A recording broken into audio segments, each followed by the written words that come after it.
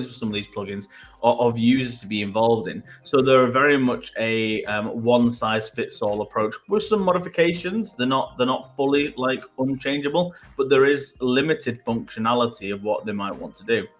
Now, what a custom solution would do, or what an adapted solution might do, is either build it very, very bespokely for your business, which means it doesn't really work on any other platform. It's really built with your identity, your system, and your key requirements in mind. Because we're specialists within like PHP coding, which is also the language behind WordPress, it does also give us the flexibility if you are using a plugin, but it's not specifically doing one small feature that you want it to do. We can also look at that because we can make the modifications to the plugin's code to make it fit the purpose. Yeah. Just want to say hi, Chris. Thanks for joining us. On top of that, if you look at things like Shopify and Wix and all of these kind of building platforms, you are kind of limited into what you can actually do with code on them, as well as like layouts, functionalities. Some of the animation just isn't possible. Having some features isn't possible as well. So that's where your custom code comes in. We use things like CSS to really make something beautiful and make it pop. And it tends to be a bit more better for sort of security purposes as well. We find that you're not relying on like third parties to provide you plugin security and updates. Yeah, I think you find that a lot more on systems like WordPress, probably compared to things like Shopify, because of the size of theirs, the security is quite a large element for systems like Shopify, and you're also paying specifically for that service. For things like WordPress, you kind of self-host it, so you're kind of in charge of managing it. And if you are using a lot of third-party plugins, you're right. If they, PHP versions, which you kind of your code set behind it, and also WordPress versions are always enhancing. Now, if that plugin was made in 2017, then either the plugin's no longer going to be usable. It's particularly if it's not been updated. It can be made there, but kept up to date. But if it's not being updated, it would be unusable. It could have security flaws, which allows people to get into your system. We hear huge amounts of issues within WordPress where rogue plugins are being installed because it sounds sometimes too good to be true. There's a reason that a lot of plugins are premium, because something costs a service charge for them. One of the key ones is resharing posts on social media. There is a few fairly good plugins for it, but the better ones are the premium ones because they have the right API connections, and there is a charge to do some of those elements as well from those service providers like Google and things like that. So it can't all be free because they have to pay for it, and if you're not paying them, then who is? So there's a huge amount of websites that we can put some links in, I guess, afterwards. Places like WordFence Security, they do quite a large amount of updates with any vulnerabilities that might be coming through on your websites and things like that. But they're really important to keep on charge of.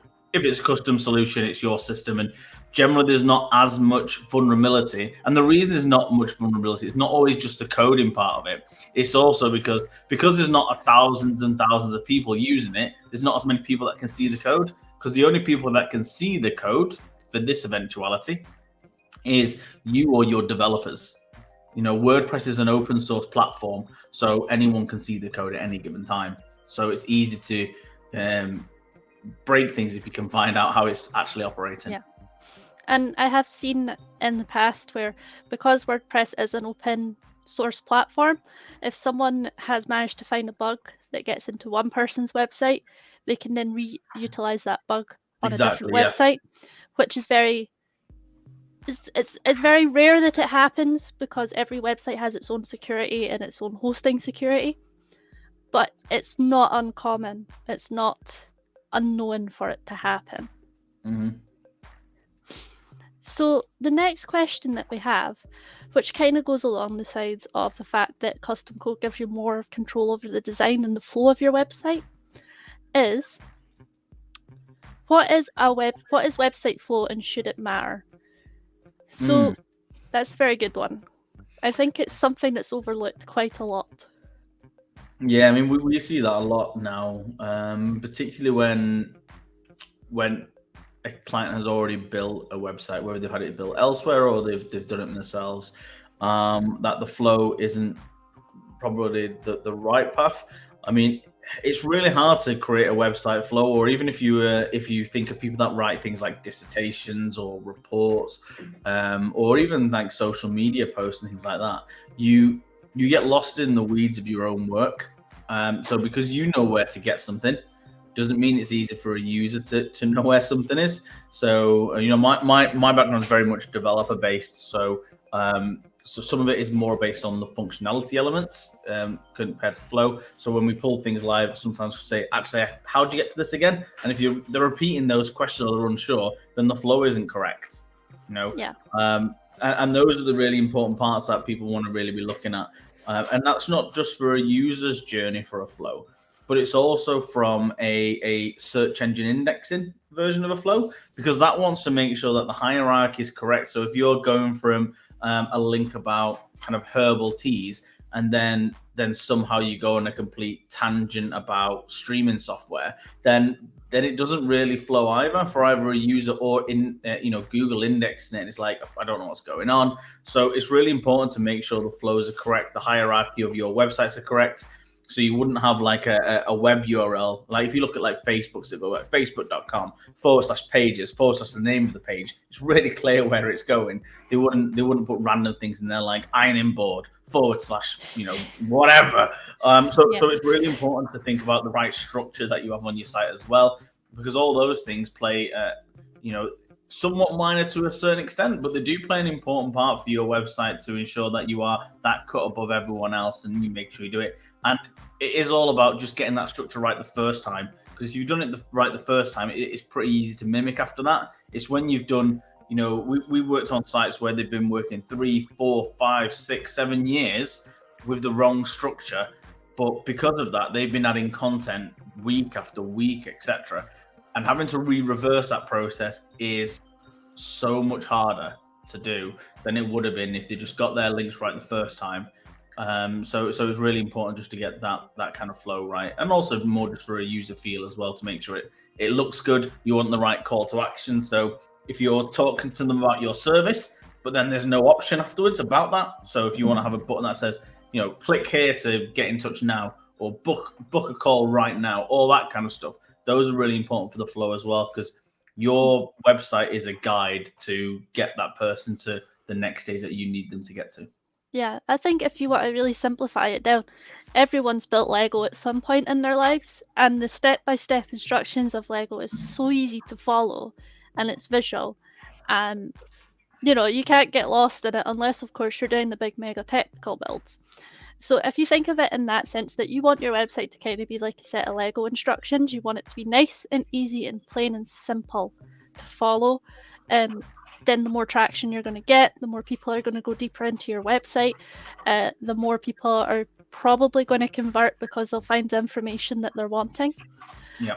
The nice thing about us as working as a team is that we have an SEO specialist as well who assists quite regularly with helping us figure out the right site structure and how that should work on a ranking for search engines. Then there's me, who comes in with a design and sees how exactly can I make that structure visual and easy to follow. And then we pass it over to our developers, which is Mike, Matt, James, and they go, okay, we can do this and we can make it work, but maybe we should consider using this slightly altered flow because it's better for functionality purposes. So again, when I say that a designer is not a developer and a developer is not a designer, it's because there's two very different approaches that need to be taken. And having a team behind you than just one person means that you get input from different perspectives, and it can really help you advance in terms of your website and your rankings. Yeah, no, that's really good. That I also noticed when it was said, James gave a wave even though no one can visually see him.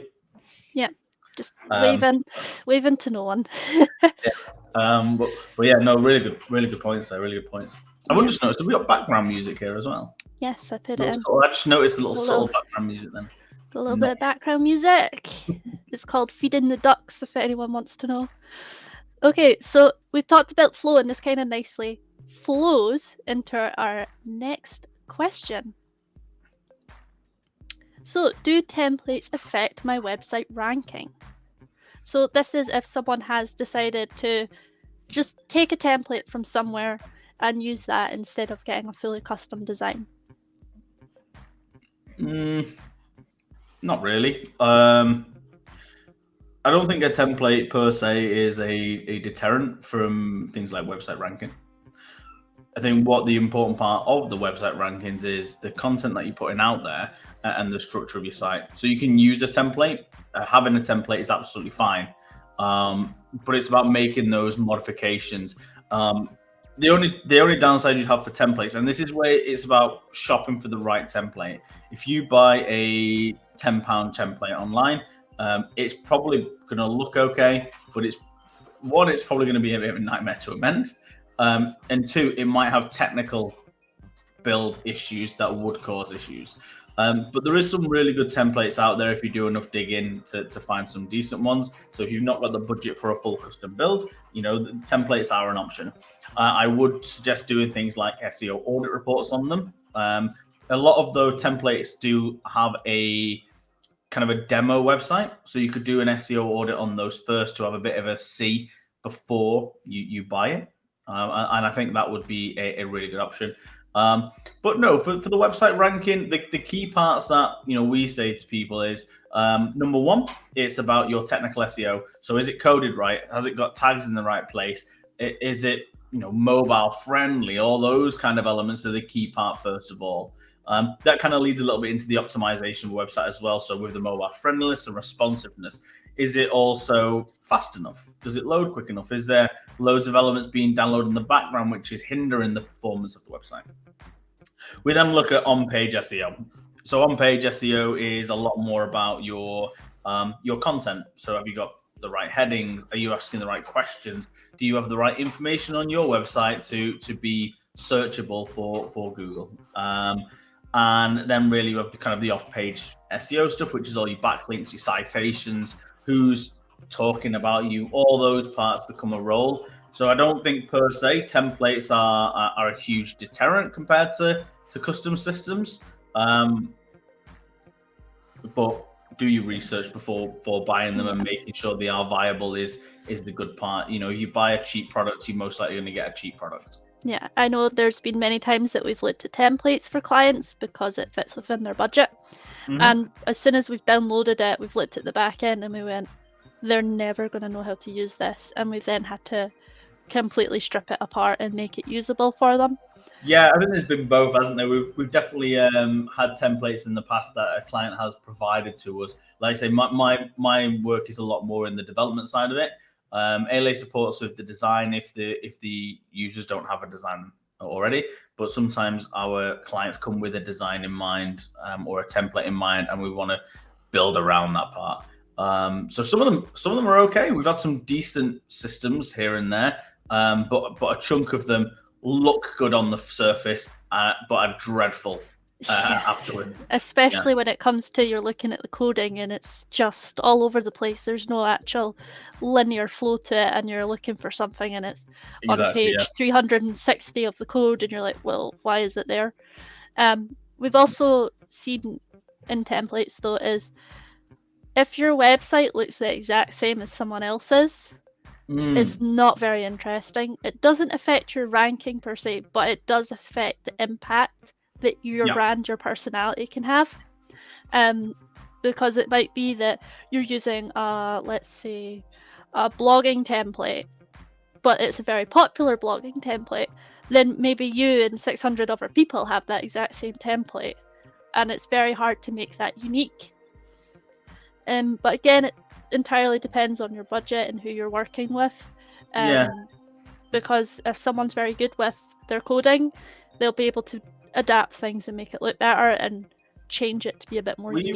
We've had a few where we've where a client has started with a template, and then they want a modification here, or a color scheme change, or a font change, or a slight layout build here and there. And when we start putting all that together, it ends up actually just being a completely separate site, but still hinging on the original template part anyway. So yeah, I mean, I think the design's a really important part of a website, and it's not always something that people have a lot of time for at the start of a project. But it's similar to, we were talking about the flow of a website and getting that right first. The design's also part of that, because if you want to redesign your whole website, it's a mammoth task to redesign it all and make sure every page is still just as accurate as the last one. So I think that's it. Yeah, I would say, yeah, templates don't really affect the website ranking per se. It's probably what Eilidh says about, making sure, does it have a unique feel? Because if your main competitor uses the exact same template, then it just looks odd. Yeah. But and why would you want to look like everyone else as well? Like, if you want to make an impact, do something creative, do something different. Yeah, maybe it's something absolutely ridiculous that no one else is doing, but you will be remembered for having something that's a bit more you and a bit more personalized. Yeah. And even if that's just changing elements of a template, you can still do quite a lot with it. So the next one, I can't really say too much on this, but I'm sure you'll have quite a lot you can say on this one. Sure. How important is a domain name and what does it do?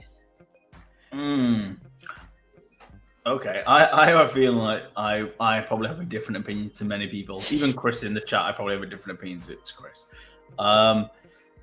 Domain names used to be probably one of the most important parts, because search engines were crap. Basically, beforehand, they didn't really scrape sites. They kind of looked at your metadata as keywords, your description, and the name of the website and the title. That was pretty much all they used to search for years ago. And now it's a lot more intense about what they actually do, because they want to make sure that they're bringing the right data back, not just with websites that are cramming keywords here and there. We see huge sites now where there is, odd words, I guess, shall we say, in terms of the name of the websites. So if we look at like Etsy as an example, what the hell is the word Etsy? And there's a lot of those now coming up where actually it's just a couple of letters and words bringing in there. The important part is you want to make sure it's easy to write.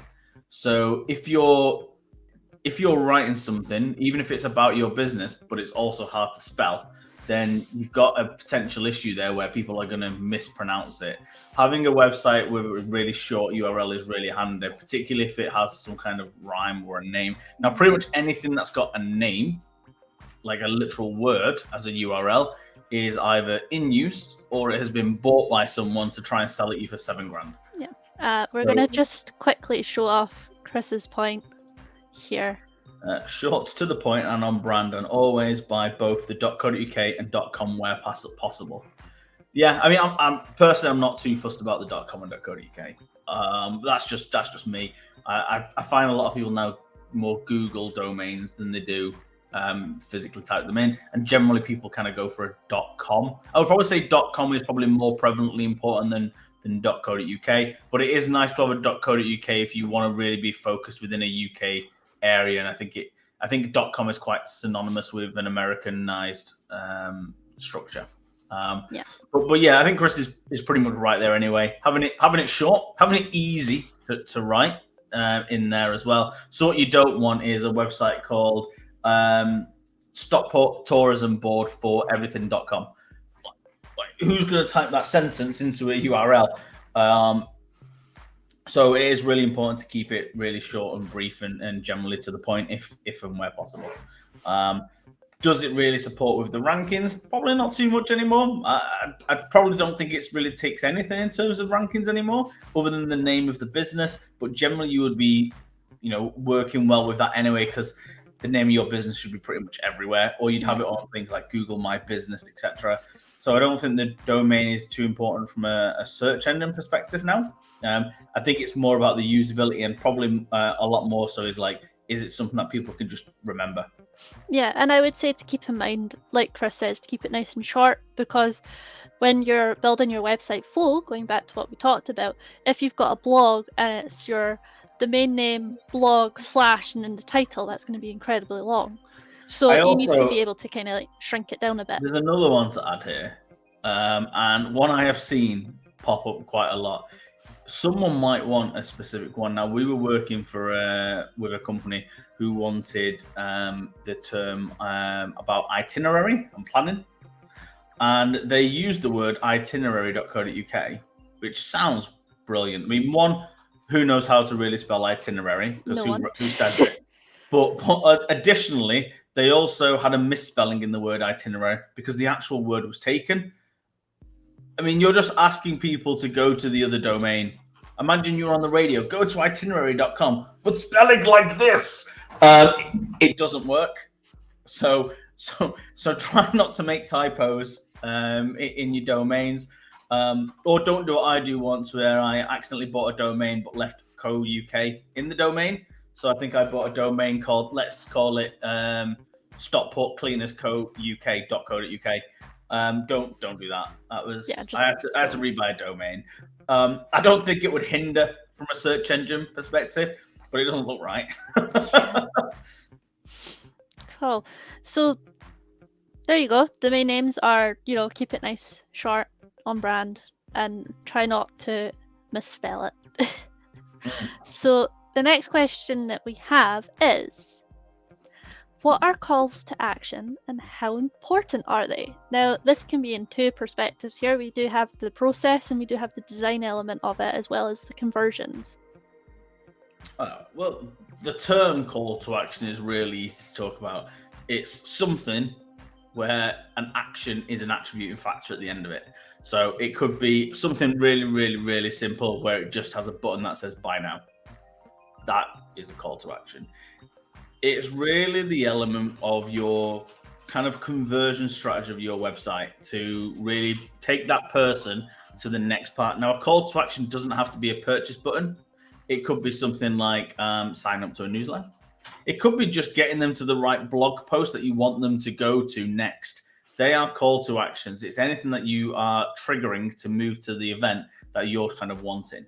If you've got loads of nice places, but you're not utilizing them, you're really not guiding that person in either where they might want to go or where you want them to go. And those are the really important parts about a website and the call to actions. They don't have to be huge buttons. They don't have to be garish. It could just be a click here link.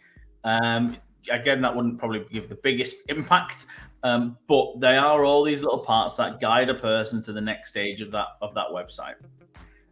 Designs are really important from a call to action perspective because you want them to be engaging. I mean, Eilidh, you can probably give a bit more clarity on that part than me. In terms of your call to action design, you can make them very in their face, but I wouldn't recommend that because people do not like being sold to, and they do not like having things shoved in their face. What I would recommend is having maybe in the text, you have a little call to action at the bottom, like contact us. Maybe you're doing a review of a product, and it's your own product.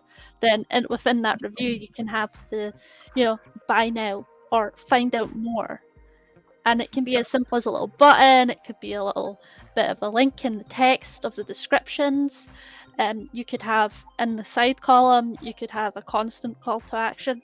One of my favorite ones is always having at the bottom of the page some kind of way to contact, even if that's directing them to the contact page or a form on that page there for them to fill out. Because you want your business page and the call to actions to be as easy accessible as possible, because people are lazy. We are curious and we are lazy, and we just want things to work for us. So the easier you make it, the less intrusive you make it, the more likely it starts to convert for you. Yeah.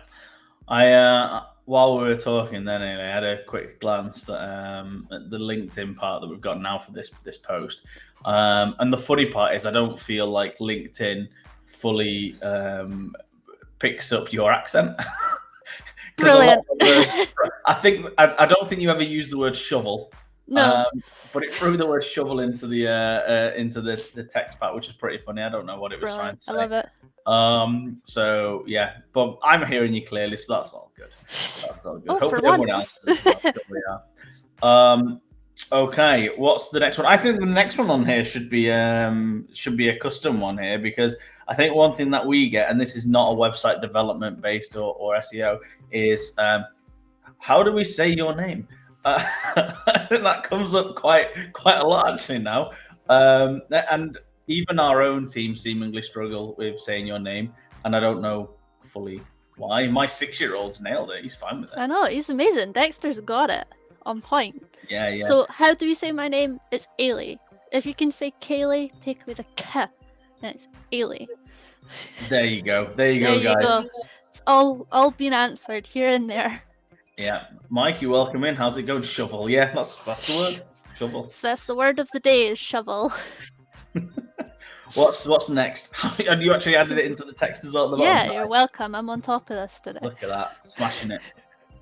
Okay, so the next one. Now, this one has come up a lot in terms of what we do, and it always comes up when we're chatting with clients is, should I own my website, or do I own my website when they're working with us? Okay, I mean, I can't answer it like definitely with each one. Should I own my website?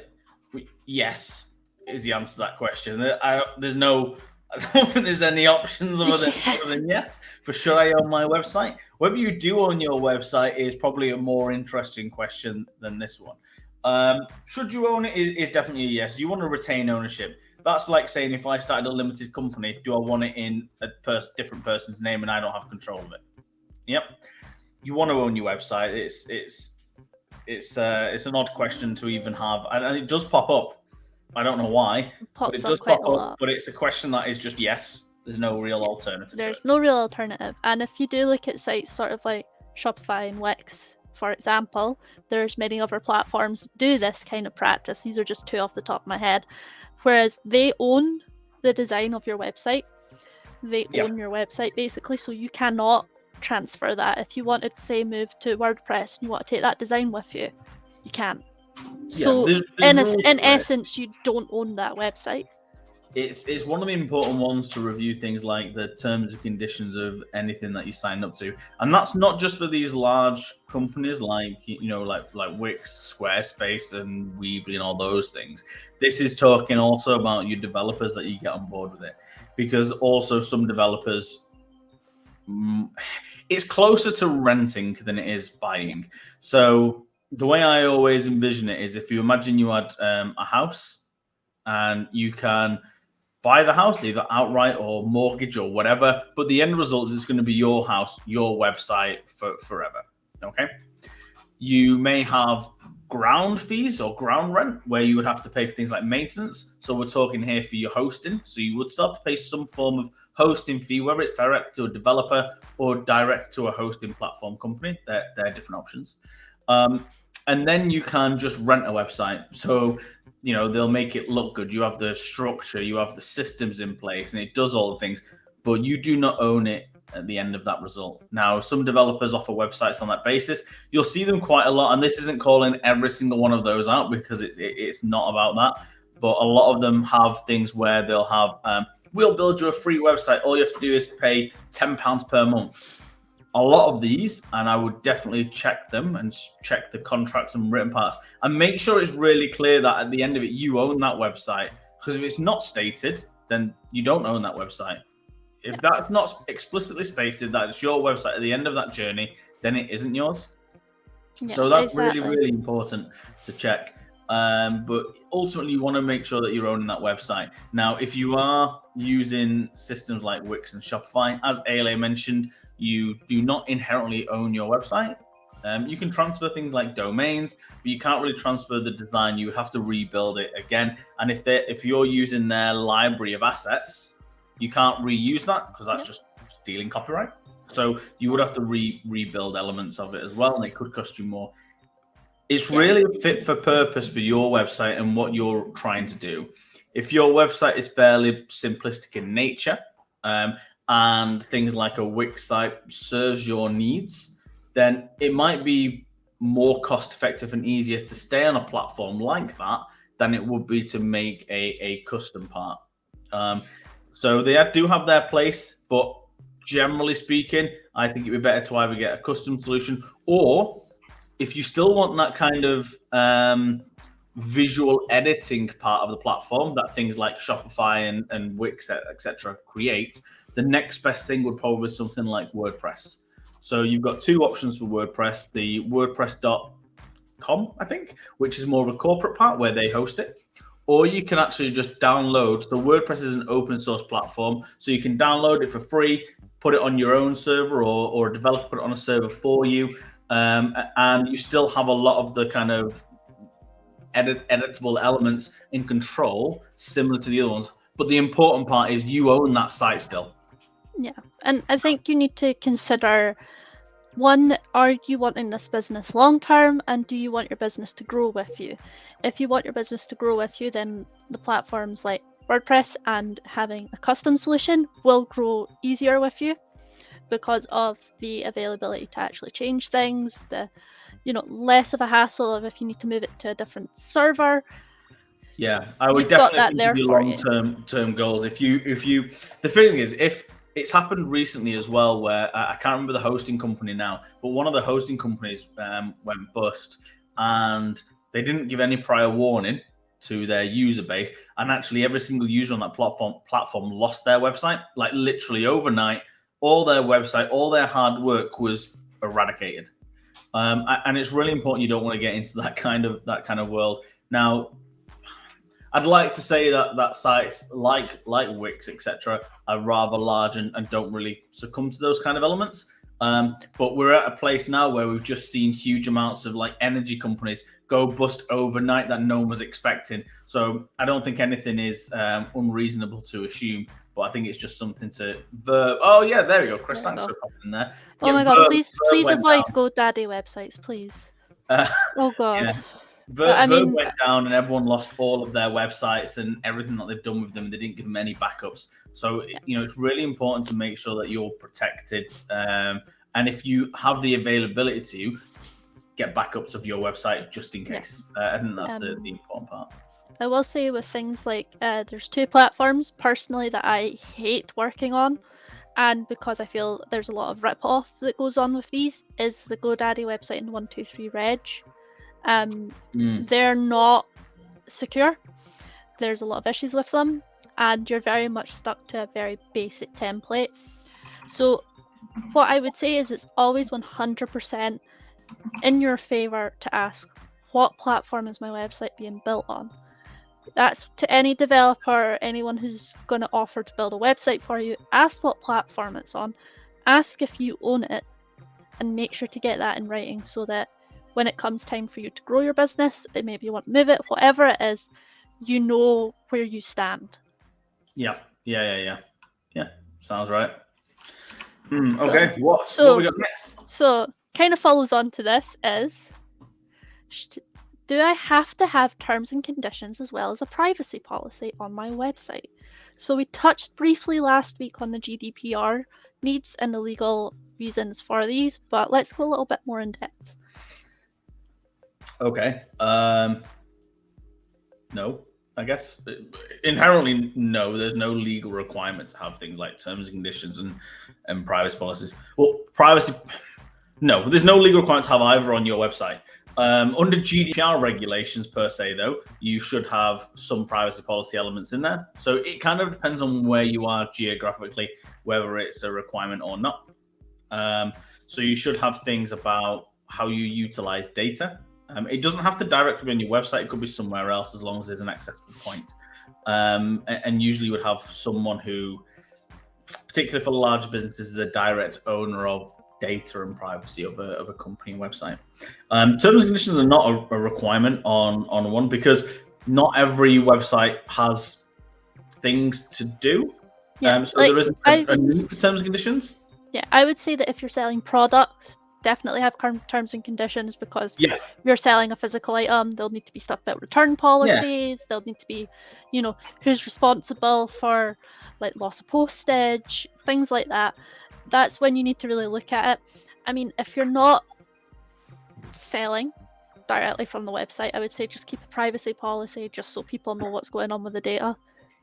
I think the important part of the actual like terms and conditions element as well is it's not really to protect your user per se. It's more to protect you as a business. So if you don't specify things like returns or cancellations, then you're subject to whatever the main rulings are without your terms and conditions. So, per se, you don't have to create terms and conditions on the website. If it's relevant for your type of business, then I would look at adding one. Even if it just kind of has similarities to your contracts in terms of how the rules work. But the terms and conditions are there more to cover you than anything else. And the same with your privacy policy elements, and to keep you on the kind of straight and narrow to an extent. So are they required? There's probably, parts either way, but I'd probably suggest putting them on there if you can, because they're to protect you in your business anyway. Yeah. So it'd be silly not to. Yeah, like basically anything that's there to protect you is worth having. Making sure it's done properly as well is also very, very good. For instance, if you just go to a computer generated terms and conditions, it could be completely off the mark of what you're trying to offer. So like say you're selling products and the terms and conditions is about providing a service, then that's not going to cover you if there's ever any conflict, which we hope you never get, obviously. So really you need to make sure that it's done properly. There are ways to do it, but don't rely on these computer generated ones, because they will eventually bite you in the bum. Yep. Yeah. I think it's always important, whether it's terms and conditions for your websites, whether it's employment contracts with clients, or whatever else. Definitely get them double checked by a legal person. We don't create privacy policies and terms and conditions for our clients. We may pull together a templated area where they can just work in it from a design perspective and structure, but that's not our role. And I would say it's your responsibility as a business owner to make sure that it's how you want it to be. But I would definitely seek more legal advice to make sure it's definitely correct. Yeah. And you can actually do that, because you can't put things in your terms and conditions because people see it and it's still against the law. So you can't just force people to go for it. So that's yeah. Always seek some professional legal advice. I would also when say it comes that to it. just to add, some companies online, it is a legal requirement to have terms and conditions. And it's also a legal requirement to ensure that a user has read said terms and conditions before moving forwards. Okay, yeah. So some sites don't need it, but some, it's a legal obligation to have it in there, particularly if you're talking about things like in the financial sector. So if you're taking on a person for like a mortgage brokerages or selling a credit cards, those are parts where you legally need to have a terms and conditions, and that it's been read, or whether they've acknowledged it's been read. I know in sort of like the aesthetics world, they have to not only just sign a consent form, there's a privacy form as well as a terms and conditions form, just to make sure that, one, the client is protected as well as the business. Because I mean, you are injecting poison into your face. So there is industries where it's absolutely required, and if you do not have one, that is going to bite you in the bum very, very quickly. Always seek some kind of legal person to look over this and maybe build it for you. But shop around, have a look, see who's right for you, because some legal people are not specialists in terms and conditions and privacy. They'll be specialists in some other areas. So take your time, find the right person, and make sure it's actually going to work for your business. It's not just a computer generated blanket statement, because that won't hold up if anything goes awry. So considering that we're still on this topic, and this comes up a lot as well, why do websites ask for cookies? Now, personally, if they were giving me a physical cookie, I would be very, very happy, because I love cookies, but these are just digital cookies, so I'm hungry now. We've got a question that's popped in from Mikey, so we'll go with this first. Are social media sites required to have T's and C's and privacy policies? Plus, are you required to accept them before moving forward? So are you legally required to accept them before moving forward? No, there is no legal requirements to do that, so they don't have to legally force you to do that. However, for them to be protected, and again, this is about more protecting the company than it is our individual users a lot of the time. For them to be protected and to ensure that a person has signed up to say, well, I've read them, then that's up to them to read them or not. So a website can force you to be required to accept terms and conditions for privacy policies, which isn't a legal requirement. It's more of their requirements to move forward going on to a service. So yeah, I mean, I guess yes, it's required if they require it, but it is clearly it's more based on the individual business than it is a legal standpoint per se. There is a lot of rules in regards to ages within these systems. So you'll probably see in like social media, you can't create an account if you're under the age of 13.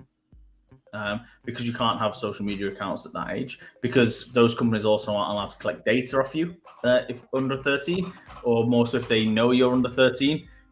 So there's a lot of rules for that as well. But yeah, it's more required if they require it. There's no like legal standpoint say you have to do it for social media platforms. Yes. So back to the cookies. Okay, cookies.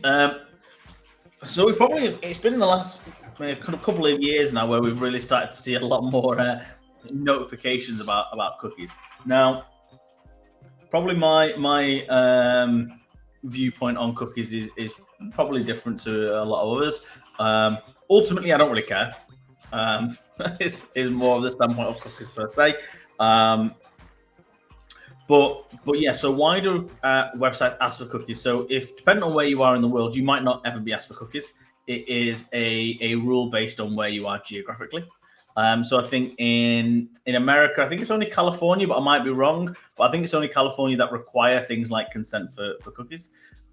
Within the EU, the GDPR regulations require us to ask for cookies. And I think there might be some in either Australia or New Zealand, but I can't remember the exact rules for those. But generally speaking, in the wider parts, cookie requirements or accepting cookies are not a thing. If your website, doesn't matter where your website is in the world, if you have a website that is in New York City, where cookies are not a required request part, if you are servicing people or people from countries that does have cookie rules, you still have to put them on your site, because the rule is about where your customers are, not where your business is. Okay, so that's the important about that. I think a lot of people don't know. I wouldn't say a lot of sites adhere to it if they're not very large. I would say I think a lot of small sites still don't really adhere to a lot of the GDPR regulational rules, because even if you have things like Google tracking on your website, which a lot of companies do have, that is also tracking cookies, and it's your websites and your business's responsibility to advise people that those cookies are being tracked, not Google's. So yeah, I think that's an important part with cookies. Most people generally just press accept on cookies. Yeah, no one really reads them. No one. Well, I think that's a lot of things for things like privacy policies, terms and conditions, terms of use, and cookie policies. All those. Everyone just wants to press OK, or if they want to go to a website, they're just going to tick it regardless of the consequences per se. I mean, I would definitely say it's important to read them, but probably seems a lot of people probably don't either, unless I'm really unsure about a company or have not been told to use it myself by someone. And I will say, in terms of cookies, you can be really intrusive with how you ask for cookies. So there's ones where you cannot actually access a website until you've accepted them, and again, that will probably come to depending on where the business is and what they're trying to service. The important part to run through as well, Eilidh, is not just so I think a lot of people hear about like having to accept cookies, but do they actually know what cookies do? That is a good point. It is a good one, because cookies themselves are they're not the physical yummy ones that we all like. Not yet. No, there are cookies are basically like a little breadcrumb or a little bit of information that your browser's sending back and forth to websites, or it's holding on to. If you've ever done things like remember my username on websites, where you tick a box, generally that'll be stored within like cookies or what's classified as session data. but it's storing a little bit of data. Or it could be like if you go to if you're on a website that has affiliate marketing, where if Eilidh sends me a link to buy a new pair of shoes with her affiliate link, it might attach it to my browser. So if I close the website and in 10 days go back and buy something, it still knows Eilidh referred me. Those are what cookies are. They're little tracking metrics to move something forwards. And it ties it to your browser to an extent. But don't worry, they don't track you from room to room. So if you're in the bathroom, they won't know. Don't worry about that. No, then that comes out in 2024. That's 2024 stuff, so don't worry. But yeah, so in terms of the cookies, they are little bits of snippets, but you can get bits of other information from cookies. There is some elements where it can send like where you've come from a website, although some of that is now being blocked from even being done through browsers, so they're kind of stopping some of that functionality to be done. It can also send information about your PC per se, so what browser you're using, what operating systems, and all that kind of stuff, and bits of data. So the odd part is like whether a company stores it as uses it as cookies or something else. They could store the data anyway, regardless of being a cookie part. So it's kind of like odd with the way it kind of works, and I think it was kind of one of those rulings of cookies and the rules around it to try and minimize the impact of what these big tech companies could do with that data. But I don't think they fully understood what it is. So they've kind of limited a function which is not really hindering a lot of stuff per se. Yeah. It stops a few elements, but on the grand scheme, it's not doing too much really. Yeah. And to be honest, just have it literally at the bottom of the screen with an accept button, accept or reject button, and that's all you need to do. Yeah, I think that kind of depends a little bit because some sites require cookies to be used because a functionality part might dictate that cookie part. So they might need it somewhere else because it might not be just an accept. It might be, do you want to use this site and move forward? And you kind of have to accept it. Yeah. Or some of them don't have a decline per se. It's more like leave the site because they just can't run without the cookies. It kind of dictates. But generally, if it is just a baseline cookie, things like tracking, just an accept button should be pretty much fine. And honestly, just have it. If it's just very basic, you don't need to rely on the cookies for anything in particular. Please just have it at the bottom of the website. Well, there's an interesting part now with get rid of it. It's not just cookies, but it's things like recapture elements or Google Analytics that we were just touching on before. There's a huge amount of stuff now going on about trying to limit these companies being able to pull all this data. And you message someone on Facebook Messenger about Lynx body spray, and then 2 minutes later you get adverts all over the internet about Lynx body spray. So they're trying to limit some of those, trying to limit it as best they can within it. So there is browsers where you can have browsers where it doesn't allow that. You can use search engines like DuckDuckGo where they don't track anything like that. There's different analytical tools. What was the one that we were looking at recently? Matomo. So there's an analytics company called Matomo, which kind of does some similarities to Google Analytics, but without the intrusion of collating some of the data. So there's a lot of research that can be done with all these tools. And Matomo also doesn't use cookies. So it means that if you're not using cookies on your website and you're only using Google Analytics, you can just not have the cookie prompts. It's not required to have a cookie prompt on your website unless you are actually tracking cookies. If your website has no cookie tracking, you do not have to put prompts on your website. I just want to say that we're not sponsored by anything that we've mentioned. Unless they want to. No, I'm joking. No, we're not. If they would like to, we are open to that suggestion and that conversation, but we're not sponsored by anything that we've mentioned. We're just here to try and give you the tools so that you can, the tools and the opportunity to come and talk to us. Yep. Okay, what we got? So we've got a few minutes left, so probably the last question, unless anyone has anything they want to go through in the comments. But yeah. Yeah, so this one is probably going to get Chris going. Does content really drive traffic? I don't think we've got enough time to answer this question, Eilidh. No, I don't think we do either. But if we want a really simplistic answer, yes. It's as simple as that. Is Yes, it does. Yeah. We can go into depth. We can save this for next week's to go into depth for it. We could do. We did touch on it very briefly earlier on when we spoke about kind of website flows and structures and stuff like that, where the main parts for things, I think it was in the domain part as well, but the main parts of SEO, content is probably one of the largest parts of that. Google and similar systems really want to make sure that when people are trying to find a bit of content, they're sending a person to a location that has the answers that they need. So a lot of that does come down to the content on your website. But when we say, does content really drive traffic? It isn't just about throwing content on there. It's about having the right content on your website. And also, when we talk about driving traffic, it's important to think about things like who is coming to your website. So it's great to have I could have a post about, I don't know, Lady Gaga's latest album on my website. Great. It might drive loads of traffic, but who cares? Because I am not trying to convert per se Lady Gaga fans. I want to try and get people that want to have a website developed or want to look at social media or SEO maintenance and all that kind of stuff. So it's about really driving the right kind of traffic. And then part of that is also reviewing things like your bounce rate. So it might be great that you have, thousands of people who are each month hitting one of your web pages every month or month, but you've got a 98% bounce rate. A bounce rate is how many people are leaving your website directly after coming there.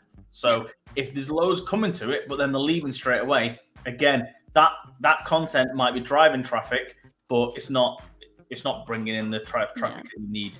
So yeah, I think there's a little bit of a two-pronged question to that. Is does content really drive traffic, and is all traffic important? I think that's something we could probably touch on next week. Yeah, we've got another question here from Mikey, which is, I have a quick random question, but I am a little curious. If someone did sign up for Facebook and had an age requirement, what do you believe would happen if they were found out as a green despite being below the required age? So I can cover this quite easily. We've all set up accounts when we were underage.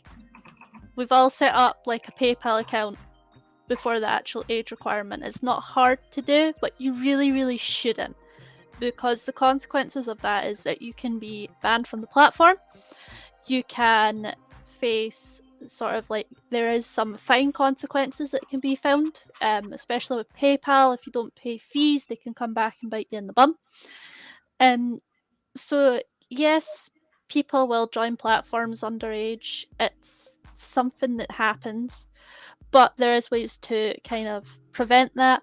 You can show off. So with Facebook, if you want to run like adverts or you want to like confirm your account, sometimes they ask for ID and you have to provide a passport or a driver's license. And that, if you don't have that, then you're not going to get verified and you're not going to be able to do certain things, and they can close your account. Yeah, I mean, I would probably add some to that as well. So there is a legislation called COPPA, or COPPA. Okay, and this is about the it's a Child Online Privacy Protection Act, but it is basically some rulings of things that you can do for children under the age of 13 years old, and it's pretty much minimalistic in like the kind of data you can collect on them, and it is actually illegal to be taking data from someone under the age of 13 without their direct parental consent. So if you have things like children's tracking apps on your phone, or even if you have things like a Google Play account or a YouTube, you'll see there's like a YouTube's kids channels and things like that. Those ones have to be set up by a parent. A child cannot create an account for it. It has to be set up by a parent, because if they are under 13 and they're known to be under 13, this isn't about like what happens to the child, because not really too much happens to them per se for being under that age. It's more about the company that does it. So if we look at, you may have heard of Zanga Games. So Zanga Games is the company that made things like Farmville. Okay. Now, obviously, little games like that can attract children.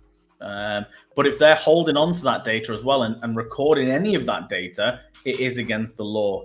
And they were fined, and let me just double check this. They were fined a huge amount, probably one of the largest cases of a fine for of the COPPA ruling. And I think I'm trying to double check it. It was, dude, I think it was $1 million, about $1 million, somewhat along those lines. But I think those fines can go all the way up to 20 million. So the huge fines for doing it. And additionally, you are not fined for having users on your platform. You are fined a set amount. I can't remember the exact amount. I think it's between £500 to £1,000. But it's let's say it was 1,000 for simplicity. Every time an under 13-year-old logs onto your platform, it is £1,000 fine per time they use it. That's not a single person using it. That's every time a person logs in that is under 13. So if I'm under 13 and I log into the site 365 days a year, that is a £365,000 fine. Okay? So it is really, really important to be really clear about who can access your data. So people under 13 can go on websites, but it's more about the data that you collect on them. So you can't take personal information, names, or anything like that, which is why things like Twitch streaming platforms ban anyone that's under that age limit if they're streaming or if they're known to be streaming under that age. So it's really, really important. I think that's a wrap for today. Yeah, that is a wrap. That has been a very good session today, and we will have another session next week, Thursday at 11. We're planning to do this at least once every week, so that we are here to assist you. Now, we're Mike and Eilidh of E2E Studios, and we want to thank you for joining us. If you have any questions with the live stream, you can feel free to connect with us on LinkedIn, follow us on Facebook, or message us and get in touch. If you're looking for a brilliant website to improve your SEO, or maybe you've got a strategy in place that you haven't been able to action or make the content for, we would be delighted to work with you. So please get in touch. We are E2E Studios, shaping the future of the internet, and you have been awesome. Because I'm really good at cheese. That was cheesy. See you guys next week. Bye. See you guys next week. Bye.